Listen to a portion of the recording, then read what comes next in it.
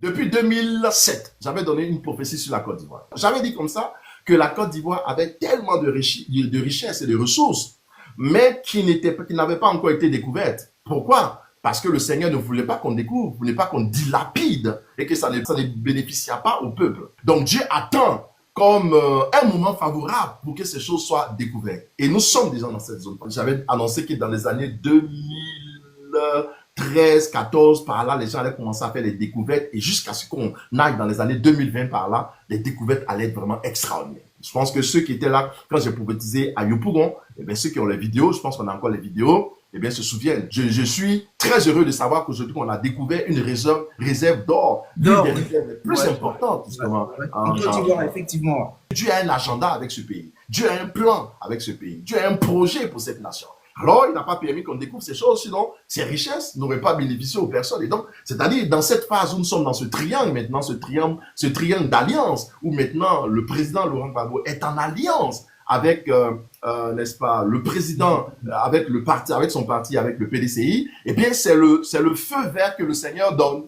Ce feu vert qui va nous permettre d'entrer dans la phase 1 de justice au niveau de cette nation, parce que Dieu va accomplir sa justice. 2, il y aura donc une sorte de justice rétributive. La Côte d'Ivoire va entrer dans un essor économique. 3, il y aura une sorte de réveil spirituel. Il y aura une sorte d'internationalisation et la Côte d'Ivoire sera une référence. C'est la prophétie que le prophète Kakou Sévérin avait donnée, il n'a pas vu. Mais aujourd'hui, nous sommes sur le point d'entrer justement dans cette phase. Mais cette phase dans laquelle on va entrer ne se fait pas sans prix. Hein. Ça va avec un prix à payer, vous voyez, ça va avec un prix à payer, ça va avec des tribulations, ça va avec des secousses, ça va avec, vous voyez, toute élévation. Un avion, quand il s'élève, il traverse la barre là, des nuages, après, ouais, on secoue un peu là, on traverse la barre, on secoue un peu, et puis après on s'établit, vous voyez. Donc, c'est une sorte de mutation, une sorte de transition spirituelle, une sorte de transition spirituelle qui va appeler une transition aussi, une transition politique. C'est-à-dire, il y a une ère qui s'arrête, une autre ère va commencer politiquement. Est-ce qu'elle a arrêté, Dadi? Est-ce qu'elle a arrêté? Elle est arrêtée. Elle est arrêtée. Elle est arrêtée. Cette transition est arrêtée. C'est seulement le temps d'entrer dedans. Elle est d'abord spirituelle, avant d'être politique. C'est cette transition spirituelle-là qui va se traduire par une flopée de sectes en Côte d'Ivoire, tellement de religions qui viennent un peu partout attirer par ils ne savent quoi exactement, mais tout le monde, les regards est porté. Et je pense que le point d'honneur a été donné par le procès de la CPI. On dit jamais dans l'histoire des procès à la CPI, un procès a été aussi médiatisé et aussi suivi. Vous avez vu aussi, notamment au niveau de la CAN, lorsqu'on a organisé la CAN en Côte d'Ivoire, la dernière CAN, on dit aucune CAN n'a été aussi suivie que celle de Côte d'Ivoire. En fait, ce n'est pas au hasard. C'est simplement que Dieu veut donner un point d'honneur à la Côte d'Ivoire, qu'on mette des projecteurs sur la Côte d'Ivoire. Alors, ces choses commencent à se produire pour nous dire que la Côte d'Ivoire est sur le point d'entrer dans une phase, n'est-ce pas, importante, mais ça passe par une transition. Ouais, il y a un changement qui arrive, mais ça va s'opérer dans une transition, dans une crise. Et donc, c'est cette crise que nous voyons, crise spirituelle, crise politique, crise économique, crise sociologique, etc. au niveau de la Côte d'Ivoire. Ça s'impose, c'est un must, comme on le dit, qui, en fait, va nous amener à arriver. Il faut passer par cette crise pour arriver là-bas, vous voyez. Et donc, c'est important. Maintenant, en ce qui concerne les visions, j'étais en train de prier pour la Côte d'Ivoire lorsque le Seigneur m'a montré ceci. Donc, il m'a montré que cette alliance PPHCI et PDCI est une alliance voulue par le Seigneur pour que la Côte d'Ivoire entre dans cette phase, justement, n'est-ce pas, d'accomplissement du projet, du plan de Dieu, parce que Dieu a un plan, un projet pour cette nation. Mais alors, ce qui se passe, c'est quoi? C'est que dans le principe spirituel, et je pense que ce n'est pas quelque chose qui est inconnu de l'élite, qui est inconnu de l'élite du PDCI ou de ceux qui sont autour. Ils savent très bien que dans leur pensée, et c'est la vision que Dieu me montrait, ils savent très bien que dans leur pensée, ils se disent, on va au pouvoir, mais en réalité, on veut donner la place à celui qui le mérite le mieux, pour faire encore un autre deal, comme le père, n'est-ce pas, Bédier l'avait fait avec Ouattara, et ce deal n'a pas marché. Cette fois-ci, on veut faire le deal avec le président Gbagbo. En fait, dans le deal, c'est 5 ans de mandat pour celui qui viendra et 5 autres années pour le second. Ça veut dire, c'est un deal de gestion successive, hein? C'est-à-dire 5 ans pour le PDCI et puis 5 ans après pour le PPHCI. C'est en fait le deal. Le Seigneur me montrait ça clairement parce que je voyais dans le lieu secret leur discussion et le Seigneur me disait c'est ce qui va se passer. Mais dans le monde spirituel, pendant que je priais, j'ai vu comme un projecteur qui avait été braqué sur les deux, c'est-à-dire sur Thiam et puis sur le président Gbagbo, mais le projecteur maintenant après s'est braqué sur le président Gbagbo. Je comprends par cette vision que ils ont fait un accord et dans l'accord, ils veulent laisser quelqu'un passer, mais une alternance de gouvernance. Ça, c'est en ce qui les concerne. Et ça fait partie du plan de Dieu. Pourquoi ça fait partie du plan de Dieu? Parce que c'est ces deux partis qui répondent à l'alliance, n'est-ce pas? Qui répond à l'alliance, aux alliances que le père fondateur avait fait. Et c'est exactement dans cette logique que le Seigneur s'inscrit. Ça veut dire quoi en clair? Ça veut dire que toute tentative, et là je parle et je pèse mes mots, toute tentative de déstabilisation de cette alliance conçue par les deux parties, eh bien, va automatiquement voir la main de Dieu s'élever contre ces personnes qui veulent déstabiliser cette alliance, parce que cette alliance est purement divine. Ce n'est pas une affaire de Thiam, ce n'est pas une affaire de Gbagbo Laurent, mais c'est une affaire de Dieu, qui avait, comme Dieu avait permis la première alliance entre le RDR, pardon, le FPI, la deuxième alliance entre le PDCI et le RDR, la troisième alliance est voulue par Dieu entre le PPHCI et le PDCI. C'est purement voulu. Et ça, c'est l'alliance, la dernière alliance qui va faire basculer la Côte d'Ivoire dans cette patrie, justement, où on va avoir la paix, le havre de paix, la prospérité véritable qui sera la référence. Et le Seigneur a sur le point véritablement de protéger cette alliance et de protéger ceux qui sont dans cette alliance, coûte que coûte, vaille que vaille. Ça veut dire en clair que si quelqu'un n'est pas inspiré, n'est pas éclairé, alors il va essayer de s'opposer. Et s'il s'oppose, il va s'opposer à Dieu lui-même. Si moi, j'avais un conseil à donner, à ceux qui étaient les gouvernants de ce pays, j'aurais dit simplement de laisser la volonté de Dieu se faire. J'aurais simplement dit de laisser la volonté de Dieu se faire. Parce que attaquer cette alliance ou attaquer ce qui va dans le sens de faire avancer les choses dans ce sens, c'est s'élever contre Dieu lui-même. De la même manière que ces années ont été des années où le président Alassane Ouattara a gouverné. Il a gouverné avec la main de Dieu, quoique les gens n'étaient pas d'accord, etc. Mais c'est Dieu. La Bible nous dit dans Daniel chapitre 4, verset 14, aucun leader, aucun chef d'État, aucun prince n'est établi à la tête d'une nation, d'une principauté, si Dieu ne le veut. Dieu ne l'a voulu, ouais. Donc Dieu peut permettre, comme dans le cas de Saül, qu'on donne une personne qui vient, la oint Saül par la fiole. Samuel a oint Saül par la fiole, Samuel chapitre 10. Mais en fait, c'était le choix du peuple que Dieu a approuvé. Vous voyez? Mais après, dans le cas de David, on a oint David avec la corde. Ça veut dire que Dieu l'a établi comme étant sa volonté première. Donc, Dieu est rentré dans un certain choix du peuple de la Côte d'Ivoire. Mais maintenant, Dieu veut accomplir son plan parfait pour la Côte d'Ivoire. Le plan en ce qui concerne la gouvernance de la Côte d'Ivoire. Je ne dis pas que celui qui doit être à la tête doit forcément être en Dieu. Dieu n'a pas besoin de ça. Dieu choisit quelqu'un avec un mandat. Le mandat peut être la reconstruction du pays, le mandat peut être la sécurité du pays, le mandat peut être le développement du pays, le mandat peut être le réveil spirituel, le mandat peut être peut-être un mandat qui n'a pas forcément une connotation spirituelle. Mais Dieu choisit la personne à qui il a donné un dessein. Vous voyez? Et donc, c'est ce qui va se passer. Je disais, dans la vision, j'avais vu le président Laurent Gbagbo avec le président Thiam à côté, et je voyais le projecteur qui était braqué sur lui, et j'ai vu qu'il a été mis à part, mais c'est comme, il était fragile, et on me disait, priez pour lui, il est fragile, mais en réalité, le président Thiam le tenait par la main. Je comprends qu'il le copte pour lui donner, n'est-ce pas, la place, dans le but que lui vienne après. C'est dans sa pensée, il sait très bien qu'il va venir après lui. Bon, de l'autre côté maintenant, j'étais en train de voir une vision et je voyais maintenant le président Ouattara qui s'agrippait à son siège. D'autres personnes diraient, toi, d'autres disent non, reste, d'autres disent reste. Et bon, mais mon conseil, je ne continue pas sur cette partie de la prophétie, je garde pour moi, mais mon conseil, c'est qu'il laisse le trône. Ça, c'est mon conseil. Je vous explique pourquoi je dis ça. Si j'étais en face de lui, je lui aurais donné ce conseil. Vous savez, lorsque Saül, le temps de Saül était arrivé de partir, et que Saül a résisté qu'il ne voulait plus, alors le pire arriva. Dans l'histoire des rois, des histoires de la terre, des empires de la terre, dans la Bible, etc., ou dans les livres, c'est, oui, toutefois que Dieu met un leader à la tête d'une nation qui s'appelle Alexandre le Grand, qu'il s'appelle Bonaparte, qu'il s'appelle je ne sais pas qui que ce soit, Saül dans la Bible, etc. Il vient avec un mandat et pendant qu'il vient, il vient pour un temps. Lorsque son temps est achevé et qu'il veut rester, il y a un problème qui se posera toujours. Maintenant, si on lui fait un coup d'État, que ce soit un coup de force militaire ou bien que ce soit par exemple le peuple qui se manifeste et qu'on enlève, à l'issue de ce coup qu'on lui fait, s'il n'a pas trouvé la mort, je répète, si ce leader dans ce coup n'a pas trouvé la mort, ça veut dire que Dieu a toujours besoin de lui à la tête de la nation. Quand Dieu n'en a plus besoin, Dieu le fait mourir d'une façon ou d'une autre. Lorsque la personne, dans un coup d'état, dans un coup de force, on enlève la personne qu'elle n'est pas morte, ça veut dire qu'elle peut toujours venir, mais à condition qu'elle s'humilie, qu'elle marche d'une certaine façon pour revenir au pouvoir. Normalement, le trône spirituellement, le trône est élevé. Vous voyez, le trône est élevé spirituellement. Donc, quitter un trône et tomber, ça veut dire c'est mortel.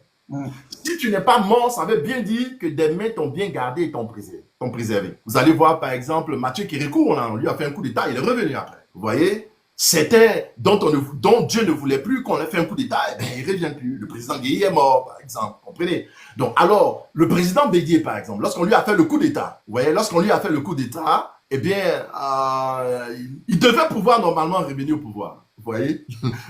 L'année où il devait revenir au pouvoir, eh bien, il n'a pas pu revenir. C'est là que l'autre est resté. En principe, c'était lui qui devait revenir. Vous voyez? Parce que c'était l'opportunité pour lui de revenir, parce que Dieu voulait qu'il revienne au pouvoir pour achever son mandat qui n'a pas terminé. Malheureusement, bon, il est parti. Mais il faut comprendre la lecture des choses du trône n'est pas que politique. Il ne faut pas faire une lecture de chroniqueur. Une nation est en proie à des influences spirituelles. Le trône est sacré. Vous voyez, les élections, par exemple, consacrent, n'est-ce pas, le président à la primature, mais l'institution qu'on appelle la Cour constitutionnelle va maintenant investir le candidat. Vous voyez, c'est deux choses différentes. Dans la Bible, on parle de consécration et d'investiture. Les élections, la voix des urnes va consacrer, n'est-ce pas, le candidat qui a été, n'est-ce pas, retenu, mais l'acte du Conseil constitutionnel, je ne sais pas, il y a d'autres institutions qui le font dans d'autres pays, va l'investir. C'est-à-dire, si tu es consacré, tant qu'on t'a pas investi, tu n'as pas le pouvoir. Mais investir, il veut dire quoi? On t'investit devant les hommes, mais devant les entités célestes. Devant les hommes, devant les nations, devant les entités, pour que spirituellement tu aies l'autorité. Donc, il y a une question de spiritualité qui est très importante et les nations sont dirigées selon la volonté de Dieu. S'il fait ses candidats, il choisit selon la volonté de Dieu. On ne peut pas aller contre cette volonté-là. Vous voyez? Dans la vision que je voyais, c'est pas bon du tout. Dans la vision que je voyais, c'est pas bon. Parce qu'ils voulaient s'agripper au trône. Et maintenant, ils sont passés beaucoup de choses pas bien. Pas bien du tout. Je ne vais pas entrer dans les détails. Et malheureusement, c'est comme l'entêtement le pousse à aller. Malheureusement. Et c'est comme pour éviter un cycle, n'est-ce pas, de ce qui s'était passé, que ça revienne. Il faut avoir l'attitude de la sagesse. Vous voyez, lorsque tu arrives au virage et que tu roules en pleine vitesse, on te dit que tu vas faire un tonneau. Soit tu y crois, soit tu y crois pas. Bon, si tu n'y crois pas que tu roules en vitesse, mais quand tu feras le tonneau, tu comprendras qu'on t'avait prévenu. Que je sois d'un parti ou d'un autre, c'est de prier pour que la volonté de Dieu se fasse. Pas pour que mon candidat reste éternisé au pouvoir, mais que la volonté de Dieu se fasse. C'est ça qui est le plus important. C'est l'attitude la plus noble, je dirais. Quand on connaît Dieu, on se dit, oh Seigneur, tu sais ce qu'il y a de mieux pour nous et tu sais ce qu'il nous faut. Donc, ma prière, si le plan de Dieu est que ce candidat peut nous aider, eh bien, qu'il continue. Si c'est pas le plan de Dieu, mais qu'il soit retiré, même si ça ne m'arrange pas. Nous avons eu des frayeurs en Côte d'Ivoire en 2011 à cause de ce qui s'est passé, les massacres, les morts d'hommes et toutes ces choses. On ne peut pas revivre ces choses. Il faut qu'en Afrique, on arrive à cette dimension des choses où on se dit, écoute, si on n'est pas au pouvoir, c'est pas la fin du monde. Venir au pouvoir, c'est comme régner dans une maison qu'on loue. Tu vois, la maison ne t'appartient pas, tu loues une maison, tu as la clé, tu viens, tu dors. À force de dormir dans la maison, de sortir, de venir, de garer ta maison. J'ai l'impression que la maison t'appartient, alors que c'est pas à toi. C'est pas à toi la maison. Tu ne fais que louer la maison. Bon, alors, quelque temps après, quand le propriétaire te dit, moi, je veux mettre quelqu'un d'autre dans la maison, tu dis, non, j'ai été habitué, j'ai eu trop d'amis, je connais le voisinage, je ne vais pas partir. Il dit, c'est ma maison, faut partir. Tu dis non. Alors, si tu dis non, tu ne veux pas partir, qu'est-ce qui va se passer? Il va t'amener devant le tribunal, et quand il t'amène devant le tribunal, on va t'envoyer une lettre d'éviction, là, on va te sortir de force. C'est comme ça que ça se passe toujours. Vous voyez, parce qu'un pays, c'est un pays, une nation, c'est comme un toit, c'est une maison. La maison Ivoire, Côte d'Ivoire, la maison congolaise, etc. Mais si tu veux t'éterniser là, alors que ton délai est épuisé, ah ben, tu seras contraint de force de gré. Poussé par des hommes, poussé par la main de Dieu. C'est ce qui va se passer. Vous voyez, donc c'est très important de comprendre et d'éclairer ceux qui sont à la tête des pouvoirs pour vous dire si nous sommes mis d'accord, parce que Dieu respecte les alliances et les accords. Si nous sommes mis d'accord pour dire voici les normes selon lesquelles on élit, on suit et puis on vient au pouvoir, il faut respecter ces normes. Parce qu'à partir du moment où on s'est mis d'accord, la Bible dit, lorsque deux personnes se mettent ensemble, se parlent, un livre de souvenirs est écrit et Dieu marque. Ça veut dire Dieu est témoin de ce qu'on se dit. Les accords Dieu respecte les accords. Dieu est témoin des accords. Vous comprenez? Donc c'est très important. Et donc, dans la deuxième partie de la vision que j'avais faite, je voyais un homme qui était habillé en vêtements, mais les vêtements étaient retournés. C'est-à-dire, il a mis l'habit à l'envers. Voilà. il a mis l'intérieur à l'extérieur. Et puis, il a mis un manteau dessus. Et donc, il s'était habillé comme ça à l'envers et puis il a mis quelque chose dessus. En fait. Et donc, je demandais au Seigneur, mais qu'est-ce que c'est? Le Seigneur m'a dit, mais c'est de l'hypocrisie. Dans la classe politique, il y a beaucoup d'hypocrites. Il y a des personnes en réalité qui retournent leur veste, mais qui cachent, qui donnent l'apparence, qui sont pour un certain mouvement, qui sont pour un certain parti, etc., d'une certaine attitude. Mais en fait, c'est faux. Et de plus en plus, vous allez voir des faux comme ça. Et le Seigneur dit, le temps est arrivé où il va dénoncer, dévoiler, exposer ces personnes. Et vous verrez ça. Vous allez voir ces personnes qui vont être exposées, qui vont être humiliées. Parce que je voyais cette personne qui, justement, avait mis sa veste à l'envers, mais qui avait mis un manteau dessus. Et on lui a retiré, n'est-ce pas, le peuple lui a retiré ce manteau. Et on a vu sa veste était à l'envers. Ah, donc il mentait. Et cette personne a été humiliée. Bon, je ne vais pas dire de nom. Donc, dans cette vision que j'avais vue, et j'ai bien vu le visage de cette personne, de cet acteur politique, et pas seulement lui seul, il n'est pas le seul, hein, il y en a d'autres. Hein, je vois à peu près 4 personnes, et qui vont être humiliées comme ça, de la sorte, parce que nous sommes dans un temps de la vérité, nous sommes dans un temps de l'intégrité. Ceux qui sont intègres, ceux qui sont dans la vérité vont triompher. Vous voyez, vont triompher. Et parce que je suis en train de voir comme dans cette deuxième phase de la Côte d'Ivoire, je voyais en fait 3 phases. Je voyais dans cette deuxième phase de la Côte d'Ivoire, à partir du moment où justement le jeu des alliances, la 3e alliance a été mise en place, je voyais 3 phases. En première phase, c'est la première phase où je voyais justement clairement le président Laurent Gbagbo en habit blanc, ouais, épaulé par le président Thiam. Hein. Je le voyais, et puis après lui, je voyais le président Thiam qui venait, épaulé par le président Gbagbo et ses autres. Et puis après ça, après ces 2 phases, n'est-ce pas, donc j'entends par la PPACI, je vois PDCI, et puis après, je vois cette phase. Dans cette phase, je vois des candidats qui n'ont rien à voir avec ces 2 partis, qui sont des candidats indépendants qui se sont mis ensemble et d'autres qui ont commencé à avoir de bonnes idées qu'on a cooptées. Et parmi ces personnes qui sont cooptées, donc je voyais des visages qui étaient cooptés, des personnes pour apporter un sang nouveau. Je voyais déjà, oh my God. Je sais pas s'il faut le dire. Bon, mais en tout cas, vous allez voir que vous allez voir des personnes qui vont émerger de nulle part après ces 2 phases. Ces 2 phases vont durer à peu près 10 ans. Et après ces 2 phases, vous allez voir d'autres personnes qui vont émerger comme ça, qui ne seront ni PDCI, ni RHDP, qui vont émerger pour apporter quelque chose de bon. Et Dieu veut utiliser et faire quelque chose de nouveau. Ça sera comme une ouverture, justement, aux idées, n'est-ce pas, aux idées et aux choix, n'est-ce pas, qui seront purement objectifs, c'est-à-dire pour la Côte d'Ivoire. Et c'est le Seigneur qui est à la base de toutes ces choses. Parce que, spirituellement, je vois que ce pays est en train d'amorcer une phase où nous allons entrer justement dans une phase un peu comme je dirais d'émergence de vérité, du vrai. On verra le vrai, on verra le faux. Vous voyez. Et puis, bien entendu, je vois l'essor économique de cette nation, l'essor économique de cette nation, la Côte d'Ivoire, qui va basculer, mais ça va passer par des phases de heurts, parce que je priais, je voyais un voile noir sur la Côte d'Ivoire, je voyais vraiment du feu, je voyais vraiment des contestations, je voyais des barricades partout, et à partir du mois d'août, en fait, c'est la zone chaude, parce que je voyais le calendrier électoral qui arrive jusqu'en août, et puis le calendrier électoral s'est arrêté. Au mois d'août, donc le mois prochain, le calendrier électoral s'est arrêté. Vers la fin du mois d'août, le calendrier électoral s'est arrêté, rien n'avance, rien ne bouge, et comme un voile noir au-dessus de la Côte d'Ivoire, et donc c'était un moment d'angoisse, un moment d'incertitude pour la Côte d'Ivoire. C'est pour cela que je dis, il faut prier, parce que la prophétie, ce n'est pas seulement vous dire que c'est une fatalité de ce qui va arriver, parce que la prophétie peut être quoi? La prophétie peut être donnée dans le but d'exhorter, d'édifier, c'est-à-dire que elle va forcément s'accomplir si elle est une prophétie. Elle va forcément s'accomplir, mais elle peut être décalée. La prophétie peut être décalée. Ça veut dire en clair quoi? Que lorsque Dieu dit qu'ils vont faire 40 jours dans le désert, après ils vont rentrer à Canaan, mais ils ont fait 40 ans. La prophétie n'était pas fausse, elle a été simplement décalée. Si on prie, le peuple, celui qui a invoqué mon nom, s'humilie, prie, cherche ma face, alors Dieu écoutera les cieux, il exaucera et il guérira la nation. Donc, Dieu a la capacité de guérir la nation, guérir le pays. Dieu a la capacité de décaler une prophétie, mais si c'est une prophétie, elle s'accomplira coûte que coûte, mais elle sera décalée. Maintenant, si c'est un arrêt, ça veut dire le thème qui a été donné à la parole va s'accomplir certainement dans le thème. Ça ne décalera pas. Maintenant, il y a des choses qui sont des projets de Dieu, c'est-à-dire il y a ce que Dieu veut faire. Il y a ce que Dieu veut faire, qu'il veut faire, et puis bon, ce qu'il veut faire là, il peut ne pas faire si on reste dans certaines conditions. Vous voyez? Donc, on met tout ça dans le panier de la prophétie, mais tout n'est pas prophétie. Un projet de Dieu, une promesse de Dieu n'est pas une prophétie. La promesse est prophétique, le projet est prophétique, mais pas une prophétie. Il y a des choses qui sont prophétiques, mais qui ne sont pas des prophéties. La prophétie veut dire ça va forcément s'accomplir. OK? Quoique, un projet de Dieu peut se libeller comme une prophétie, mais ce n'est pas une prophétie, c'est prophétique. Un rêve, par exemple, peut être prophétique, peut être une prophétie, peut être un arrêt, ça dépend. Donc, en l'occurrence, tout n'est pas arrêté. Ça veut dire qu'il y a des choses qui peuvent être influencées dans le temps. Il y a des choses qui peuvent être annulées dans la prière, dans l'intercession. C'est pour ça, dans tous les cas, il faut prier.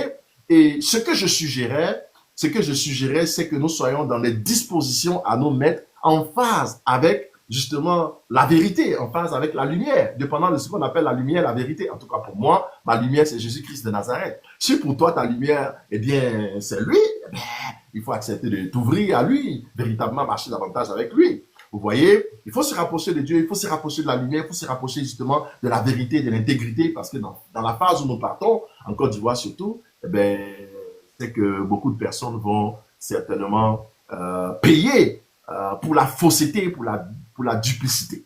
Payer pour la fausseté. Parce que j'ai vu beaucoup Il faut être du bon côté de l'histoire, en fait. Il faut être du côté de Dieu. Du côté de Dieu, du côté de la justice, du côté de la charité, du côté de la Du vérité. peuple. Voilà, du côté du peuple, etc. Parce que j'ai vu que vraiment ça va être, mais c'est la volonté de Dieu qui va prendre le dessus. La volonté de Dieu qui va prendre le dessus dans le sens de pouvoir aller dans ce que j'ai dit là, établir la vérité. Toute forme de résistance, eh bien, va se solder par une opposition divine, vraiment, qui va être brutale et qui va être vraiment, qui va être dommage pour ceux qui ne veulent pas laisser le trône, qui ne veulent pas laisser le pays aller de l'avant, ou seulement laisser la justice se faire. Vous voyez, c'est dans cette logique-là dans laquelle la Côte d'Ivoire est en train de partir. Et autre chose importante, c'est que, comme je le disais, vous allez voir que en Côte d'Ivoire, après cette phase, on va découvrir encore du pétrole dans la porte du sud, c'est-à-dire dans le littoral vers le Ghana, vont découvrir des nappes de pétrole. À partir, c'est des signes que Dieu va nous donner. Aussi, je vois de l'or qu'on va découvrir encore dans l'Est et au nord de la Côte d'Ivoire. Au nord de l'or, à l'Est de l'or et du pétrole, justement vers la côte maritime, Jacques-Ville, en allant vers le Ghana aussi, vers ce littoral. Ça sera comme du pétrole extraordinaire pour la Côte d'Ivoire. Mais tout ça, Dieu doit mettre vraiment des bases pour des personnes qui véritablement ont un cœur. Et Dieu a vu justement, est en train de préparer une génération pour la Côte d'Ivoire. Après ces 10 années, Dieu est en train de préparer des personnes qui ont le cœur vraiment pour la Côte d'Ivoire, qui ont le cœur vraiment pour la Côte d'Ivoire dans le but de vouloir partager toutes les ressources aux Ivoiriens. Et c'est cette génération de personnes qui va venir comme dans la troisième phase, n'est-ce pas, dans cette troisième phase de ce deuxième temps-là, pour pouvoir prendre les rênes du pays. C'est ce qui va se passer. C'est ce qui va se passer selon ce que Dieu m'a montré. Et j'ai vu dans le monde spirituel, dans cette troisième phase, j'ai vu des personnes faire coalition. Ce sont des candidats qui, à l'origine, étaient des candidats indépendants, mais qui se sont mis ensemble pour faire comme une coalition de partis, pour devenir forts. Mais en réalité, Dieu les a déjà précédés parce que Dieu a vu le cœur. Dieu dit, il est en train de susciter des personnes qui sont vraies. C'est vrai qu'ils font la politique, mais qui sont vraies. C'est-à-dire, je ne dis pas que le PPACI et le PDCI ne sont pas vrais, mais ce que je dis, c'est que Dieu est en train de préparer des personnes qui n'ont rien à voir avec nos partis classiques, là.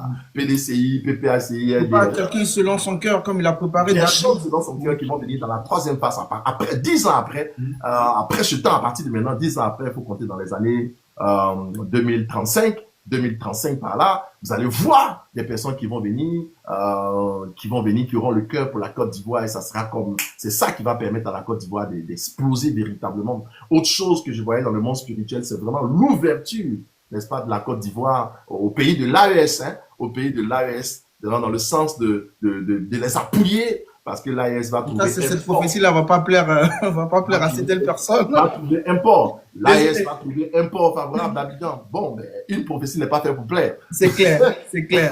Donc, voilà ce que Dieu va montrer que je suis en train de présenter. Et bien entendu, le réveil va commencer, le réveil spirituel. Dieu va élever vraiment une armée spirituellement pour prier pour la Côte d'Ivoire, mais surtout un réveil économique, un réveil aussi spirituel pour la Côte d'Ivoire.